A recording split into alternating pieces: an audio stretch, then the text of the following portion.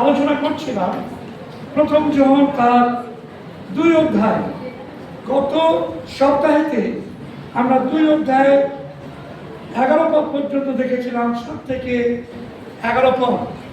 আজকে আমরা 2 অধ্যায়, প্রথম যোহন তার 2 অধ্যায় 12 থেকে আমরা কয়েকটি পদ দেখব।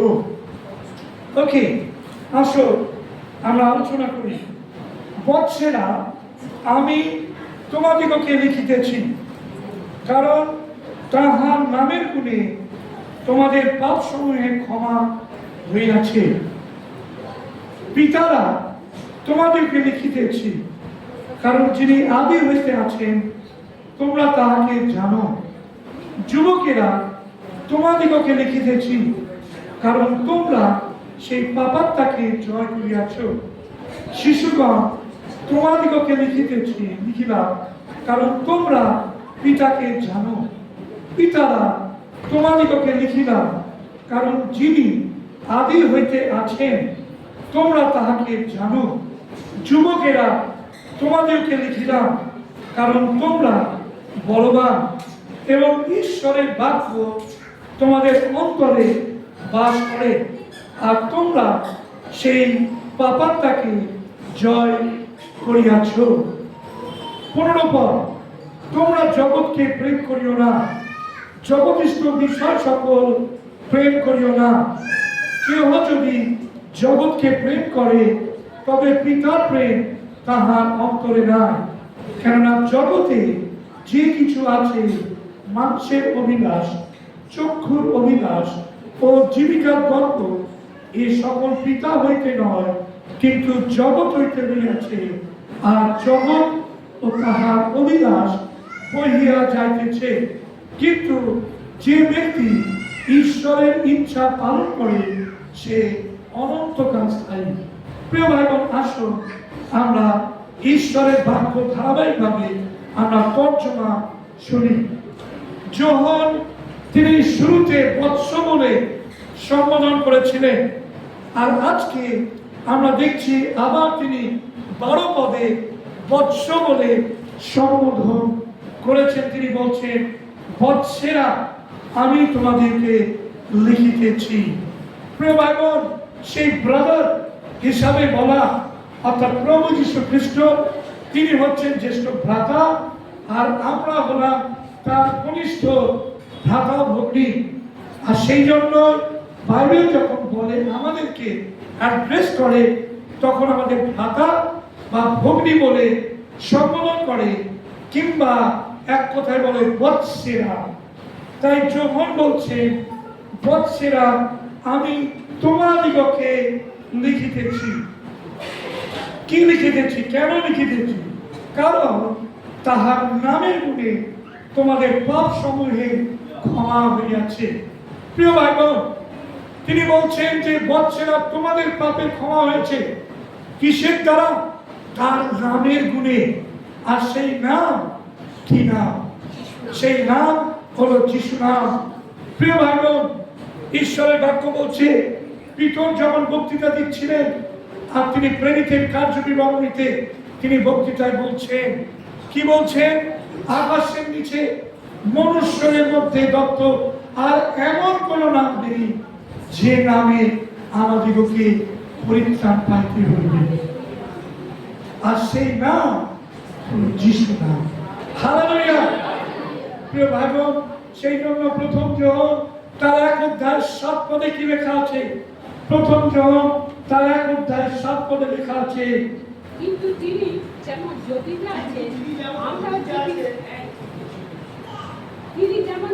আছেন, আমরা যদি তেমনি জ্যোতিতে চলি, তবে পরস্পর আমাদের সহভাগিতা আছে, এবং তাহার পুত্র যিশুর রক্ত আমাদিগকে সমস্ত পাপ হইতে শুচি করে। ওকে, তাহলে কার নামের দ্বারা আমরা সূচীকৃত হয়েছি?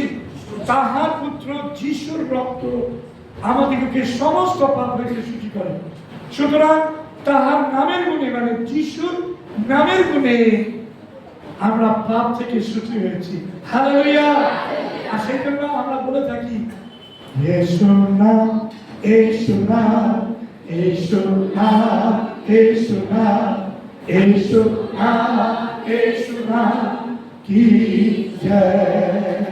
ओ यीशु नाम, यीशु नाम, यीशु नाम, यीशु नाम, यीशु नाम, यीशु नाम की जय।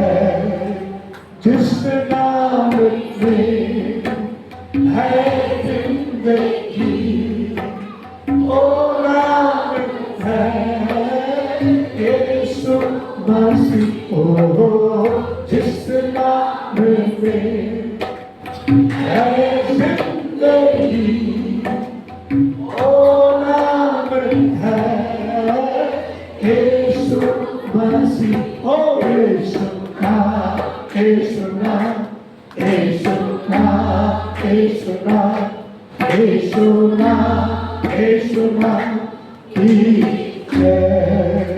সত্যি সেই যিশুর নামে আমরা পাপ থেকে মুক্তি পেয়েছি।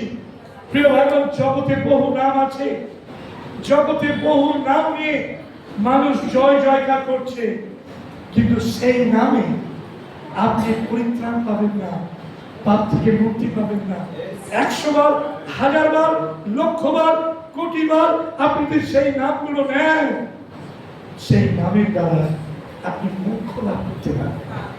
কিন্তু একমাত্র যিশু খ্রিস্টের নাম, যে নাম স্বর্গ থেকে প্রদত্ত হয়েছে। দূত মরিয়মকে বলল যে তুমি নারীগণের মধ্যে ধন্যা, তুমি পুত্র প্রসব করবে আর তার নাম রাখা যাবে ইম্মানুয়েল, আমাদের মাঝে ঈশ্বর। হালেলুয়া! আমরা ঈশ্বরের ধন্যবাদ দিই, স্বর্গ থেকে প্রদত্ত এই যিশু নাম ইম্মানুয়েল, সেই নাম, নামের গুণে আমরা পরিত্রাণ পেয়েছি, আমরা পাপ থেকে সূচীকৃত হয়েছি।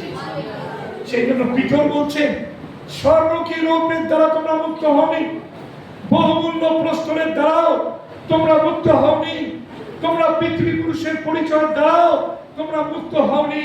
তোমরা কোন বংশে জন্মগ্রহণ করেছিলে? ব্রাহ্মণ কি ক্ষত্রিয় কি বংশে জন্মেছিলে, তার জন্য তোমরা মুক্তি পাওনি, কিন্তু তোমরা মুক্তি পেয়েছ প্রভু যিশু খ্রিস্টের নামে। হালেলুয়া! আমরা ঈশ্বরের ধন্যবাদ জানাই। সেই জন্য যোহন তিনি বলছেন যে তাহার নামের গুণে তোমাদের পাপ সমূহের ক্ষমা হয়ে যাচ্ছে। আপনি বলুন, প্রভু তোমায় ধন্যবাদ দিই, তোমার রক্ত দিয়ে আমার পাপের মুক্তি তুমি দিয়েছ। হালেলুয়া! প্রিয় ভাই বোন, আমরা চলে যাই 13 পদে বলছে, পিতা তোমাদিগকে লিখিতেছি, কারণ যিনি আদি হইতে আছেন তোমরা তাহাকে জানো। সুতরাং পিতাদের উদ্দেশ্যে বলছে যে পিতারা তোমরা তাকে জানো। এবং তোমরা কিভাবে জানতে পারো? যিনি আদি হইতে আসিয়াছেন। তাই দেখাচ্ছে যে পিতারা তোমাদেরকে লিখিতেছি, কারণ যিনি আদি হইতে আছেন তোমরা তাহাকে জানো। ঈশ্বরের বাক্য কি বলছে? প্রথম যোহন তার 1 অধ্যায় 1 পদে কি লেখা আছে? আদিতে ঈশ্বর ছিলেন, আদিতে বাক্য ছিলেন, বাক্য ঈশ্বর ছিলেন, বাক্য ঈশ্বরের কাছে ছিলেন। আদিতে বাক্য ছিলেন, আর সেই বাক্য ঈশ্বরের কাছে ছিলেন। প্রভু যীশু খ্রিস্ট তিনি ঈশ্বরের কাছে ছিলেন, তিনি হচ্ছেন সেই জীবন্ত বাক্য, এবং সেটা আদি থেকেই তিনি ছিলেন। এমন নয় যে 2000 বছর আগে যিশু যখন পৃথিবীতে জন্মগ্রহণ করেছিলেন মানুষ হিসাবে, তখন তার অ্যাপিয়ারেন্স হয়েছিল, তার আগে তার অস্তিত্ব ছিল না, এমন নয়। কিন্তু প্রভু যীশু খ্রিস্টের অস্তিত্ব আদি থেকে ছিল। যোহন বলছেন আদি হইতে যিনি আছেন। হালেলুয়া! আর সেই জন্য যোহন লিখিত সুসমাচার তার 8 অধ্যায় 58 পদে যিশু কি বলছেন দেখুন। যোহন তার 8 অধ্যায় 58 পদে যিশু বলছেন, আব্রাহামের পূর্ববাদী আমি আছি। হালেলুয়া! যিশুর জন্মে অন্তত 2000 বছর পিছনে আব্রাহাম তিনি এসেছিলেন। যিশুর জন্মের প্রায় 2000 বছর আগে অব্রাহাম ছিলেন। আর যিশু কি বলছে? অব্রাহামের পূর্বে কেউ একজন পড়বেন, লেখা আছে তো? যিশু তাহাদেরকে কহিলেন, সত্য সত্য আমি তোমাদিগকে বলিতেছি, আব্রাহামের জন্মের পূর্বাবধি আমি আছি। অব্রাহামের জন্মের পূর্বাবধি আমি আছি। তাহলে যিশুর জন্ম আজ থেকে 2000 বছর আগে হয়েছে। আর যিশু যখন বলছে তার থেকে 2000 বছর আগে, তার মানে এখন থেকে 4000 বছর প্রায় আগে যিশু বলছেন আমি তখন ছিলাম, আমি আছি। হালেলুয়া। তার মানে আপনার প্রভু যিশু তিনি আদি হইতে ছিলেন, আদিতে তিনি ছিলেন, আছেন আজও পর্যন্ত। আর সেই প্রভুকে বলছেন পিতারা তোমরা জানো তা কি। আর সেই জন্য বাইবেলে কি বলা হচ্ছে?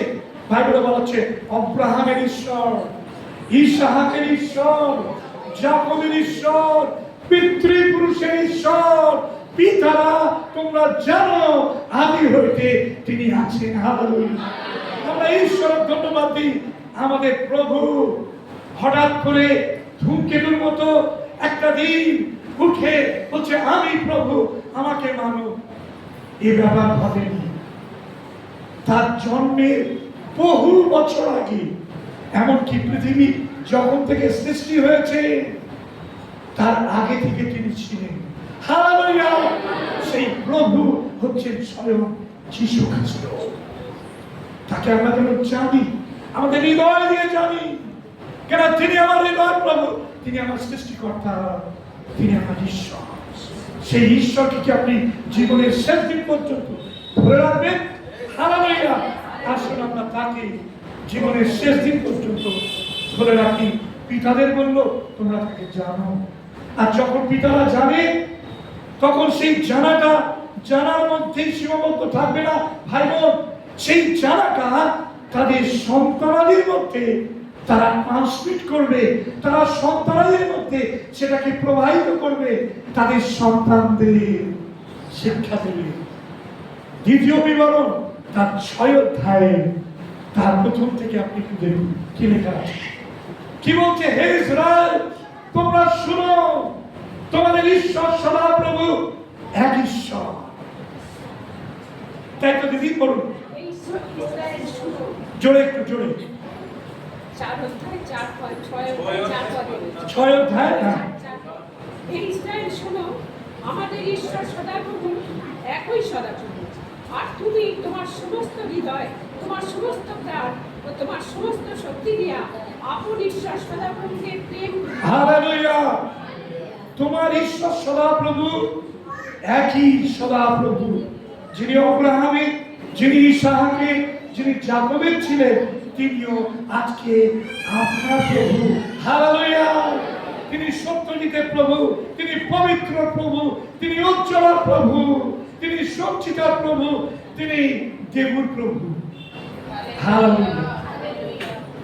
আপনি দাবি করুন আপনার প্রভুকে যে তুমি আমার প্রভু।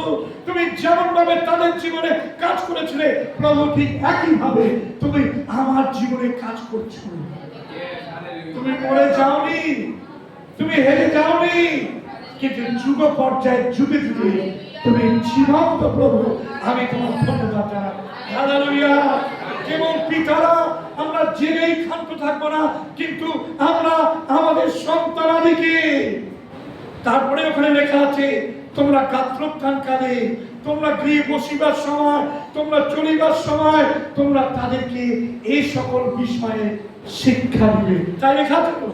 বলুন, ইয়ে পড়ো, ইয়ে পড়ো, এসটা পড়ো। দ্বিতীয় বিবরণ 6 অধ্যায় 7 পদ থেকে।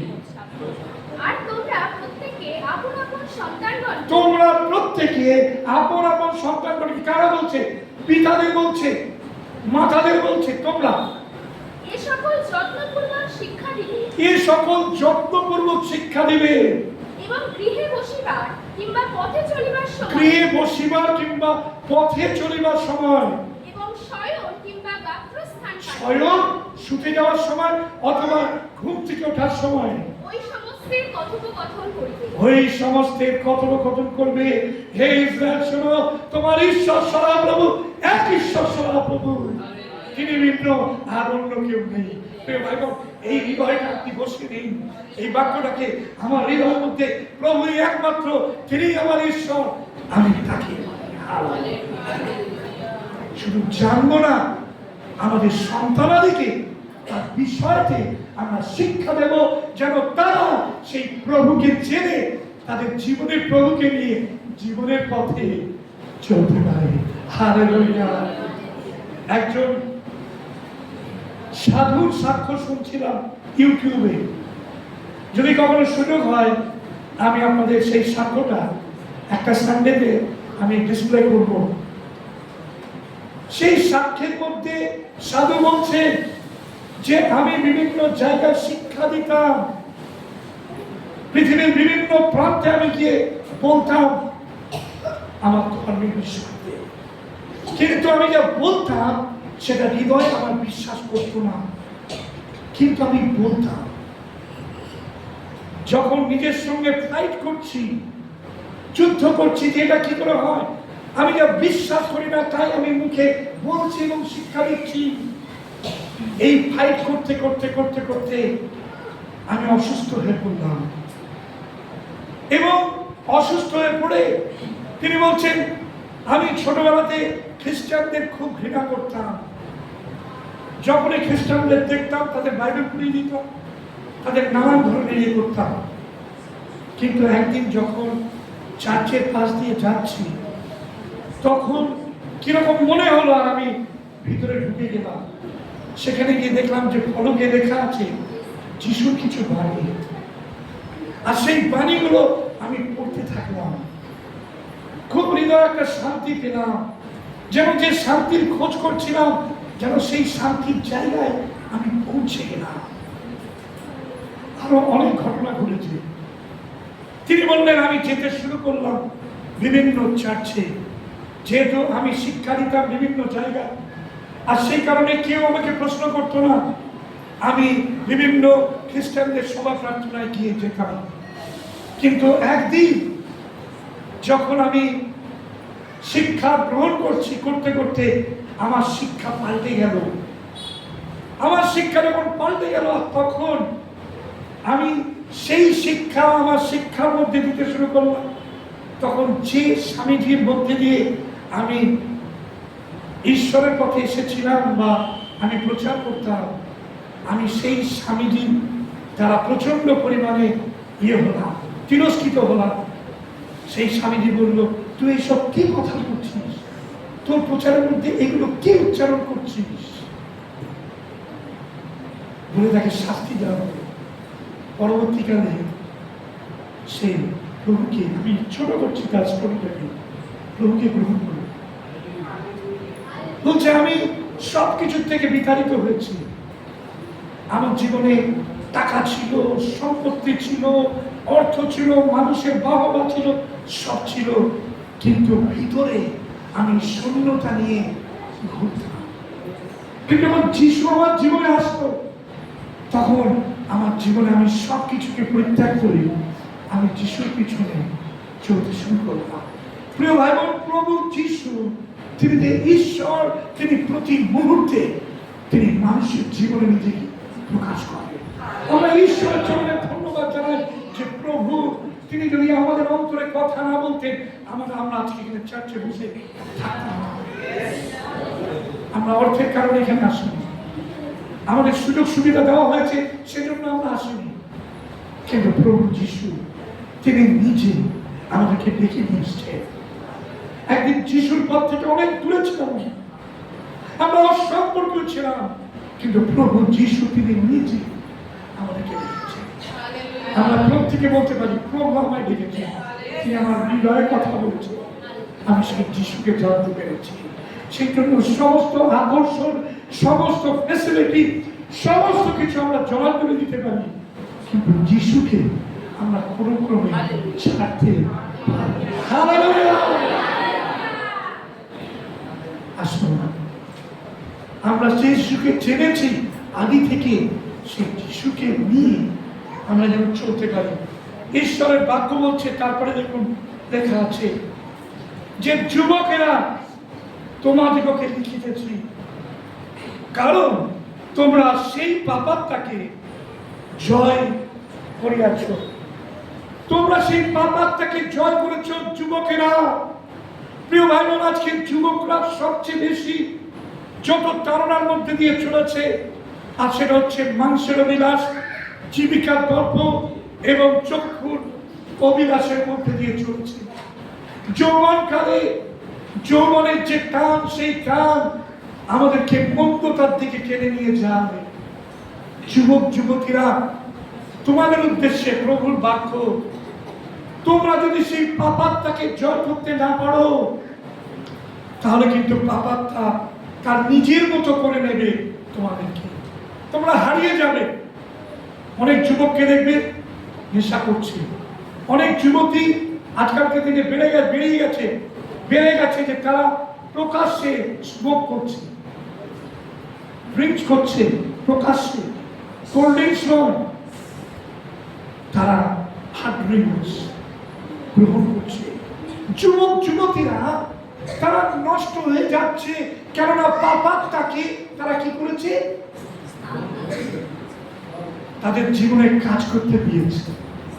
প্রিয় ভাই বোন, ঈশ্বরের বাক্য বলছে, আমরা পড়লাম যে যুবক যুবতীদের বলছে 15 পদ দেখুন, তোমরা জগৎকে প্রেম করিও না, জগতিষ্ঠ বিষয় সকল প্রেম করিও না।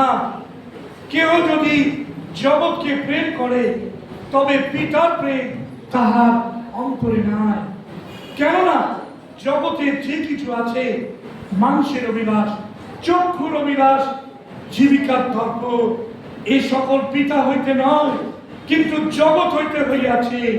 আর জগৎ ও তাহার অভিলাষ বহিয়া যাইতেছে, কিন্তু যে ব্যক্তি ঈশ্বরের ইচ্ছা পালন করে, সে অনন্তকাল স্থায়ী।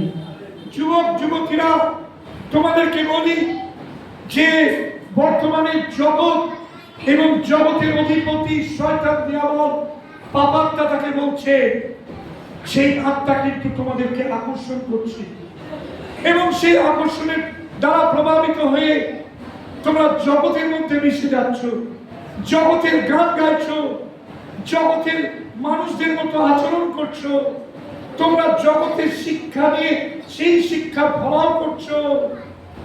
যুবক যুবতীরা, তোমাদের এই সময়তে জগৎকে না বলার দরকার রয়েছে।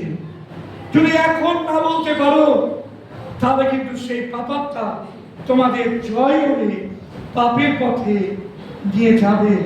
তাই আসুন, যে সমস্ত যুবক যুবতী, আমি কয়েকটা নাম বলছি, যেমন আমরা যদি দেখি সেই হেবল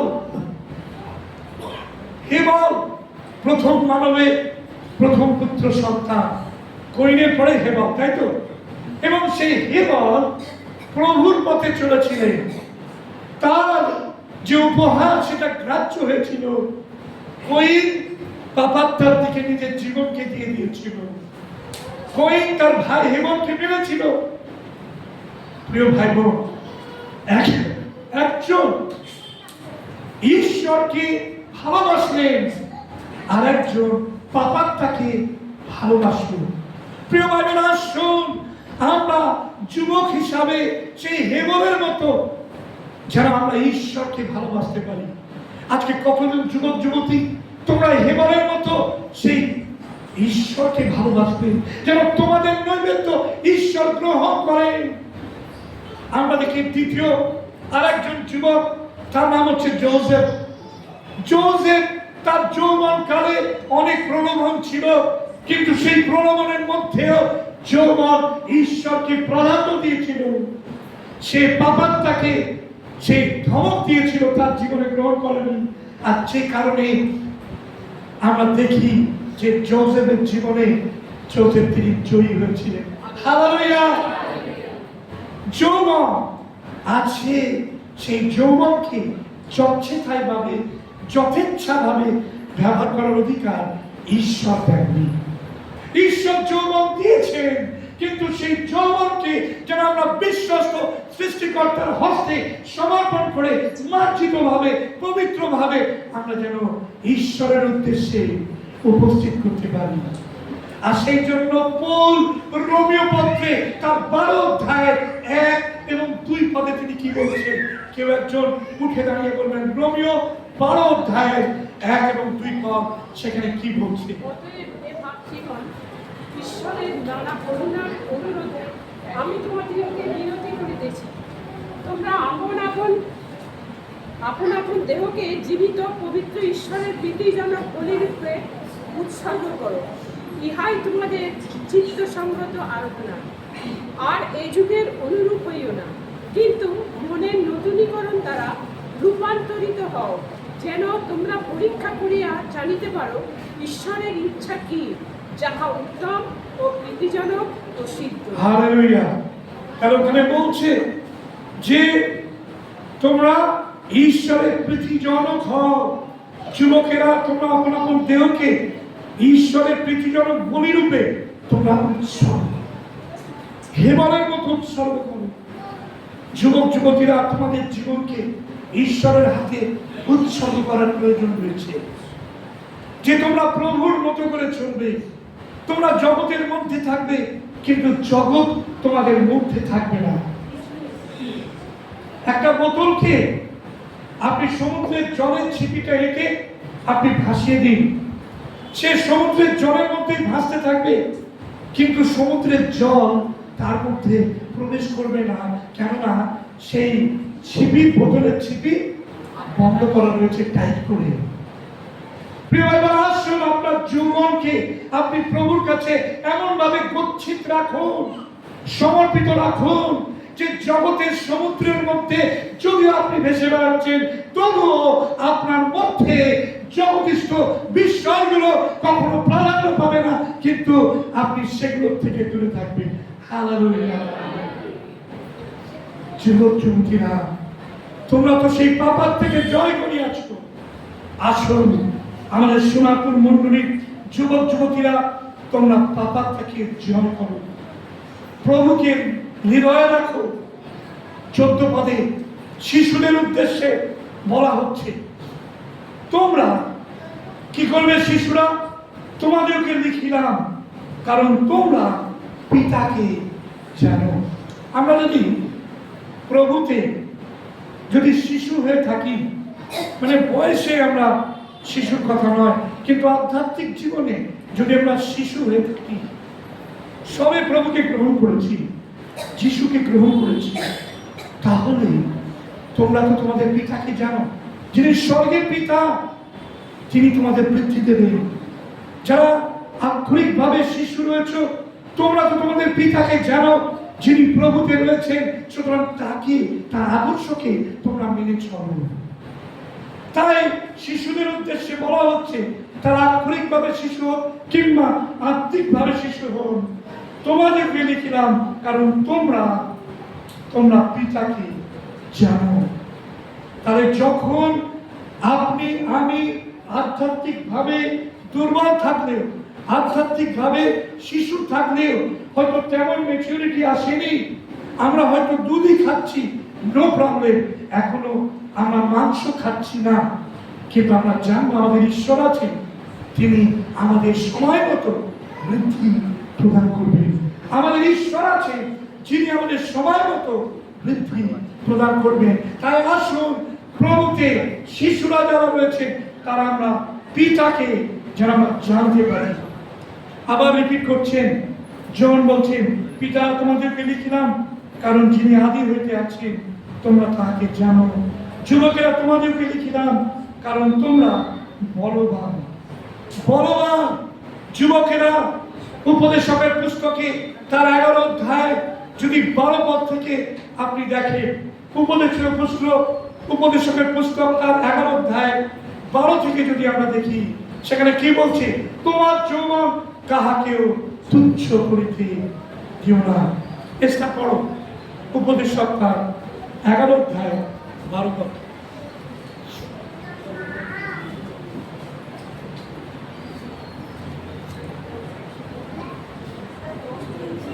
পাচ্ছ না? 11 ঘন্টায় মারাথন ধরি। হ্যাঁ, 9 থেকে এই যুবক, তুমি তোমার তরুণ বয়সে আনন্দ করো। হে যুবক, তুমি তোমার তরুণ বয়সে আনন্দ করো। যৌবনকালে তোমার হৃদয় তোমাকে আহ্লাদিত করবে। যৌবনকালে তোমার হৃদয় তোমাকে আহ্লাদিত হোক। তুমি তোমার মনোগত পথসমূহে ও তোমার চক্ষুর দৃষ্টিতে চলো। তুমি তোমার মনোগত পথসমূহ, মনে যেটা ইচ্ছা হয় সেভাবে চলো, তোমার চক্ষুর যে দৃষ্টি সে অনুযায়ী চলো। কিন্তু জানিও ঈশ্বর এই সকল ধরিয়া তোমাকে বিচারে আনবে। হ্যাঁ, কিন্তু জানিও এই সকল ধরিয়া, এই সকল মানে কি? তুমি তোমার মনের ইচ্ছা অনুযায়ী চলেছ, তুমি তোমার পথ নিজের ইচ্ছা মতো পথ বেছে নিয়ে তুমি চলেছ, চলতে পারো, কিন্তু জানিও সুতোটা কিন্তু ঈশ্বরের কাছেই রয়েছে। ঘুড়ি উঠছে, কিন্তু ঘুড়ির সুতো ঈশ্বরের হাতে রয়েছে। তুমি ভাবছো যা খুশি তাই করবো, চলবে না। তিনি সুতো ধরে এরকম করে নামিয়ে দেবেন একেবারে। তুমি জানিও সেই সকল ধরিয়া ঈশ্বর তোমাকে বিচারে আনিবে। বাইবেল আমাদের বিচারের কথা বলে। প্রিয় ভাই বোন, আসুন যেন সেই বিচার যেন সঠিক হয়, সেই বিচারে যেন আমরা পুরস্কৃত হই, সেই বিচারে যেন আমাদের মাথাটা হেঁটে চলে যাও। অনন্ত নরক তোমার জন্য রয়েছে, চলে যাও, দূর হও, অধর্মচারীরা আমার নিকট হইতে দূর হও। এটাই যেন প্রভুর কাছে শুনতে না হয়। কিন্তু আমরা যারা যুবক যুবতী রয়েছি, আমাদের শক্তি রয়েছে, যৌবনের ক্ষমতা রয়েছে, আমরা অনেক কিছু করতে পারি, আমরা দেখিয়ে দিতে পারি, আমাদের বাহুবল কি আছে। কিন্তু মনে রাখি এই সকল ধরিয়া ঈশ্বর তোমাদেরকে বিচার আনবে। তাই আসুন যুবক যুবতীরা, আমরা প্রভুর কাছে আমাদের এই জীবনকে, আমাদের এই শক্তিকে, আমাদের এই বলকে প্রভুর কাছে নিয়ে আসি। আর সেই জন্য কি বলছে? তুমি তোমার সমস্ত শক্তি, তুমি তোমার সমস্ত চিত্ত, তুমি তোমার সমস্ত প্রাণ, সমস্ত কিছু দিয়ে তোমার ঈশ্বর সদা প্রভুকে। আসুন, আপনাকে প্রভু যে যৌবনে বল শক্তি দিয়েছে, সেই বল শক্তি আপনি প্রভুর কাছে দিন, প্রভুর কাছে সমর্পণ করুন, যেন প্রভু আপনাকে তার কাজের জন্য ব্যবহার করতে পারে। এই যুগের অনুরূপী হইল না, কিন্তু মনের নতুনীকরণ দ্বারা তোমরা সর্বান্তরিত হও, যেন তোমরা জানিতে পারো ঈশ্বরের ইচ্ছা কি, যা পৃথিবীজনক ও সিদ্ধ। প্রিয় ভাই বোন, ঈশ্বরের বাক্য আমি ঠিক শেষ করছি। আর জগৎ এবং তাহার অভিলাষ বহিয়া যাইতেছে, কিন্তু যে ব্যক্তি ঈশ্বরের ইচ্ছা পালন করে সে অনন্তকাল স্থায়ী। পিতারা, তোমরা অনন্তকাল স্থায়ী থাকবে, তোমরা সেই আদি হইতে তাহাকে জানো। যুবকেরা, তোমরা তোমাদের জীবনকে সমর্পণ করে জগৎ থেকে দূরে রেখে তোমরা সেই অনন্তকাল স্থায়ী জীবনে প্রবেশ করবে। শিশুরা, তোমাদের পিতার পথ অবলম্বন করবে, করে তোমরা সেই অনন্তকাল স্থায়ী জীবনে প্রবেশ করবে।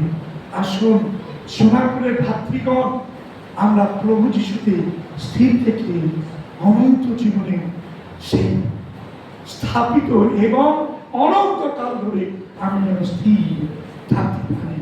আমরা চোখ বন্ধ করি, মাথা নিচু করি, প্রার্থনাতে চাই। মঙ্গলে রাখো তোমার ধন্যবাদ যে আজকে তুমি তোমার বাক্য খুব স্পষ্ট ভাবে আমাদেরকে বুঝিয়েছ। এর মধ্যে গোপনীয়তা তুমি কিচ্ছু না করি। তুমি তোমার পবিত্র আত্মার দ্বারা প্রভু আমাদের যতটুকু জানা প্রয়োজন ততটুকুই তুমি জানিয়েছ। আজকে সেই জন্য তোমাকে ধন্যবাদ দিই। প্রভু তুমি আশীর্বাদ করো, যেন যারা পিতারা রয়েছে, যারা মাতারা রয়েছে, তারা যেন প্রভু তোমাকে যে অবস্থায় স্বীকার করেছিলেন এখনো পর্যন্ত সেই অবস্থায় ধরে রেখে তাদের সন্তানাদিকে সেই জীবন্ত ঈশ্বরের শিক্ষা দিয়ে যেতে পারে এবং অনন্তকাল স্থায়ী সেই প্রত্যাশার মধ্যে অবস্থান করেন। যুবক যুবতীরা, তারা যেন প্রভু শেষ পর্যন্ত তোমাদের স্থির থাকতে পারে। প্রভু এই রাজদূতে যেন অনেক ভাই বোনদের দেখতে পাওয়া যায়, তোমাকে প্রাধান্য দিয়ে জগতের টানে নয়, কিন্তু তোমার পবিত্র আত্মার টানে তোমাকে অবস্থান করতে সাহায্য করে প্রভু।